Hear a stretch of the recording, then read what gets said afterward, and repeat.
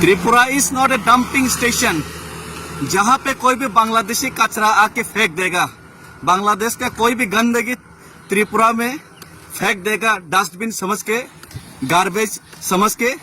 ये हम लोग नहीं सहन कर सकता।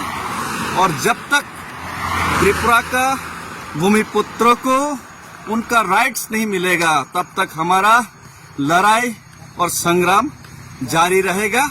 और जो बांग्लादेशी है वो जो इलीगल माइग्रेंट्स है वो खुद आके साबित करेगा और खुद आके मेरा गाली गलौज करेगा, खुद आके परिचय देगा कि मैं बांग्लादेशी हूँ।